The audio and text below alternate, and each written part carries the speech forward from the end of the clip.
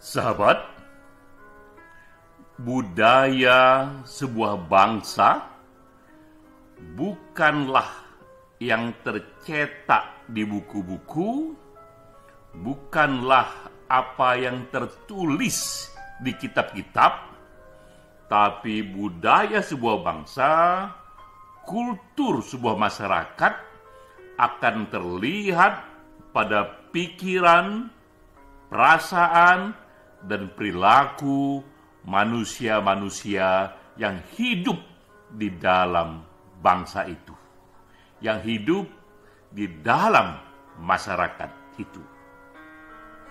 Ini kutipan dari Mahatma Gandhi yang terkenal karena ketika itu di tahun 1947 Mahatma Gandhi menyaksikan sendiri dengan matanya yang telanjang konflik kekerasan yang besar sekali yang melanda India dan Pakistan.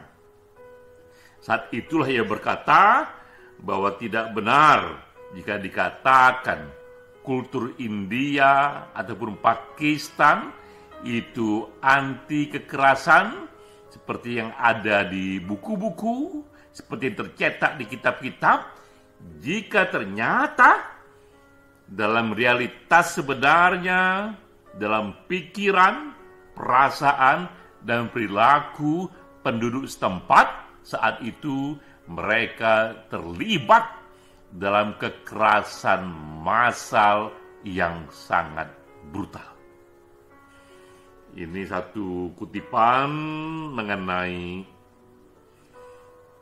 budaya yang sangat mendalam, signifikan untuk kita tahu kadang-kadang ada jarak yang lebar antara apa yang diidealkan dalam buku-buku dengan apa yang real terjadi di dunia nyata. Ini pengantar yang kuat untuk kita masuk ke dalam obrolan hati pena ke-33. Ini diskusi mingguan yang dilakukan oleh perkumpulan penulis Satu Pena yang ke-33 setiap minggu. Kali ini giliran dari Satu Pena Jawa Barat. Teman-teman penulis di sana memilih sendiri temanya dan mengajukan sendiri pembicaranya. Dan yang dipilih kali ini adalah dasar filosofis budaya lokal Jawa Barat. Yang menjadi pembicara guru kita semua, Profesor Yakub Sumarjo, yang kita tahu ia tak hanya ahli soal filsafat, tapi juga ahli soal sastra. Peran saya di sini memperkaya diskusi, menukik lebih jauh seperti tadi, bahwa menggambarkan dasar filosofis budaya lokal acap kali berbeda dengan realitas yang ada karena terjadinya penyimpangan kultural. Untuk kasus ini adalah Jawa Barat. Saya mulai dengan satu norma ideal. Inilah kultur yang diidealkan di Jawa Barat. Jika kita lihat, explore di Google misalnya, banyak sekali kita temui aneka tulisan dan berita mengenai dasar filosofis dari Jawa Barat, dari Sunda. Ini yang sering dikatakan bahwa di sana berlaku saling asih, saling asa, saling asuh, atau silih asih, asah, dan asuh. Ini kultur yang diidealkan. Saling asih berarti penduduknya diharapkan berbagi kasih. Saling asa berarti juga penduduknya diharapkan berbagi pengetahuan, berbagi pengalaman. Dan saling asuh, puncaknya adalah saling menjaga, saling merawat, agar semua terbentuk masyarakat Sunda, Jawa Barat yang harmoni dan bersifat kekeluargaan. Inilah dasar filosofis, norma yang ideal yang seringkali kita baca di teks-teks tertulis mengenai Jawa Barat. Namun ini yang acap kali terjadi, bahwa selalu hadir yang namanya itu kultur yang menyimpang. Satu nilai perilaku yang berbeda dengan apa yang dinormakan, dengan apa yang diidealkan. Ini terjadi pada sebagian masyarakatnya, baik minoritasnya ataupun bahkan majoritinya, yang bertentangan dengan apa yang diidealkan. Bertentangan dengan saling asi, saling asa, saling asuh. Kita mulai dengan riset dari Setara Institute. Ini beritanya di tahun 2019, bahwa Setara mengatakan Jabar daerah yang paling intoleran dalam 12 tahun terakhir.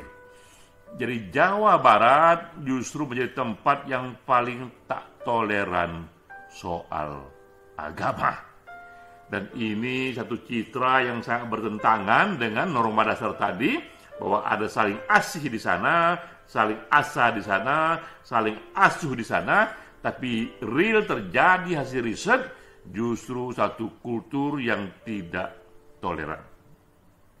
Nah, ini datanya, bahwa dalam 5 tahun terakhir dari 2014 sampai 2019 di Jawa Barat terjadi 162 kasus pelanggaran kebebasan agama. Ini termasuk yang tertinggi di provinsi Indonesia. Berikutnya, tidak hanya Setara, ini lembaga lain yang juga kredibel, LBH Bandung, mencatat lebih panjang lagi dari tahun 2005 sampai 2011, 6 tahun, terjadi 383 kekerasan atas nama agama di Jawa Barat.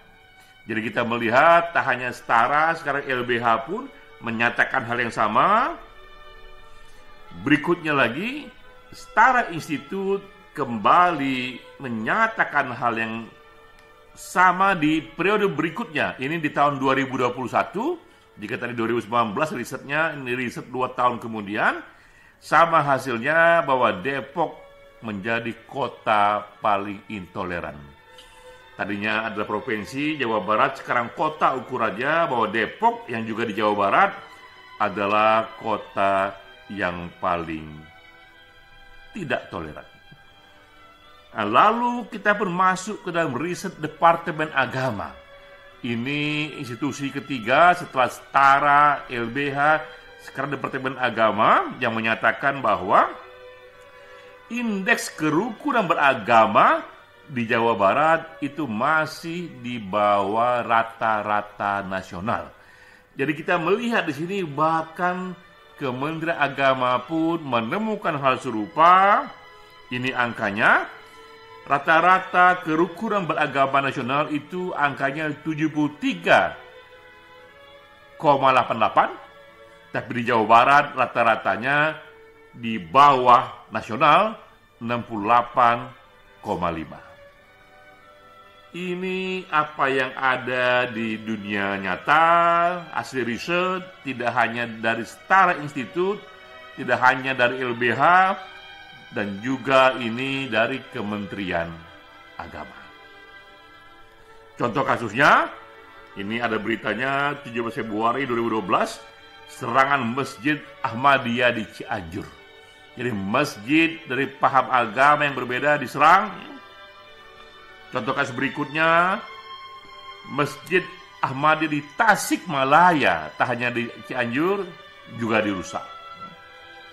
Contoh berikutnya lagi, ini pembunuhan terhadap jemaah Ahmadiyah di Cikesik. Jadi kita melihat kasus per kasus yang menjadi berita juga terjadi di Jawa Barat. Toleransi di sana menjadi masalah besar, bahkan berujung pada perusakan rumah ibadah, bahkan juga pada pembunuhan mereka yang berbeda keyakinan. Nah, ini adalah berita yang lainnya, bahwa ancaman kebinekaan di Jabar didukung pula oleh perda syariah. Jadi ada perda yang memang eksklusif pada agama tertentu, yang akibatnya ia melukai kesetaraan warga negara, dan perda ini selalu dibuat itu satu sinergi, satu pola reaksi antara kearifan lokal, tapi lebih banyak oleh kepentingan politik elektoral yang menyebabkan akhirnya keluarlah itu perda yang dianggap mengganggu kebinekaan. Ini riset dari LIPI bahwa dari tahun 1999 sampai 2014, jarak 5 tahun sudah tercipta 443 perda syariah di Indonesia. Cianjur bagian Jawa Barat termasuk daerah paling produktif untuk menghasilkan perda-perda syariah. Dan inilah renungan kita, inilah pertanyaan kita, mengapa di negeri yang saling asih, saling asa, saling asuh, mengapa muncul perilaku yang tidak toleran pada kebebasan agama yang dalam tingkat nasional dianggap terburuk. Ini renungan kita memahami esensi budaya secara nyata, mengapa ada jarak yang lebar antara norma yang diidealkan dengan yang terjadi dalam realitas sehari-hari.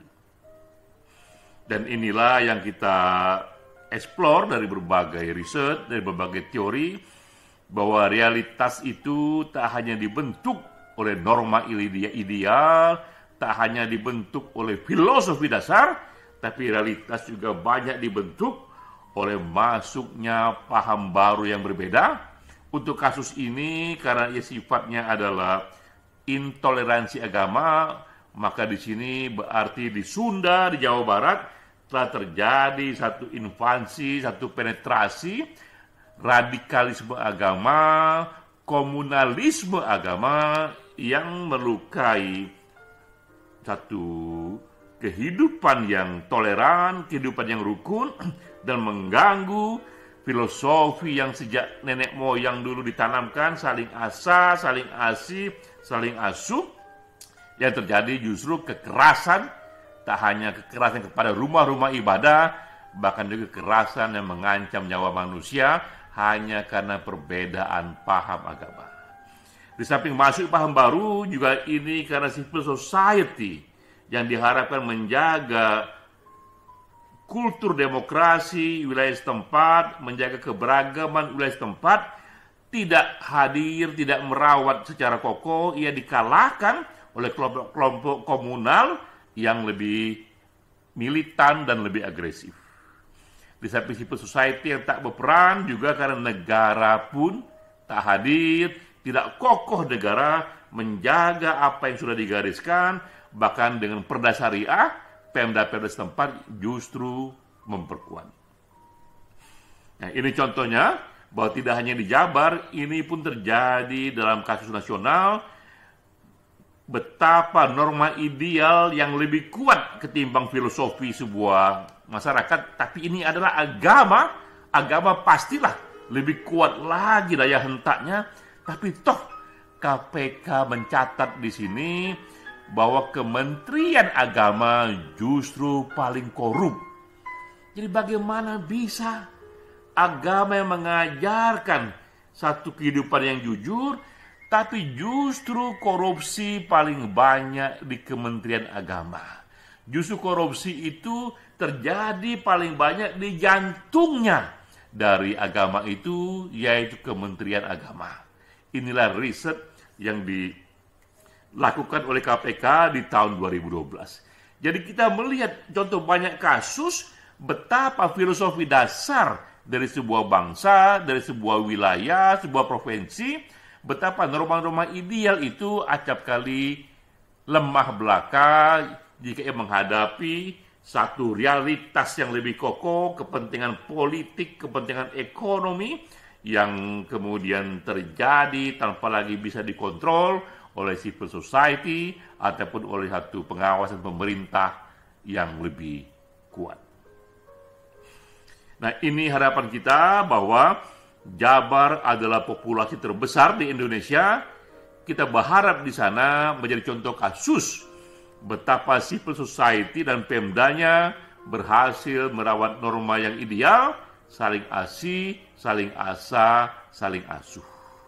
Kita menghormati Jawa Barat, ini daerah yang begitu banyak kekayaan peradabannya, jauh lebih banyak mereka-mereka yang hatinya juga lebih pro pada saling asih, saling asa, saling asuh, tapi selalu terjadi yang dari awal dikatakan satu deviasi kultural akibat terjadinya invasi paham-paham yang lebih radikal di era civil society yang tak lagi kokoh menjaganya, dan pemerintah pun tak banyak hadir. Namun kita sepakat seperti tadi yang dikatakan oleh Mahatma Gandhi bahwa yang penting itu sebenarnya bukan apa yang tertulis dalam teks atau dalam kitab-kitab, tapi yang penting itu adalah apa yang sebenarnya hadir di pikiran, di hati, dan di perilaku masyarakat kolektif, tidak hanya di Jawa Barat, tapi juga di seluruh Indonesia, tanah air dari Aceh sampai Papua. Salam.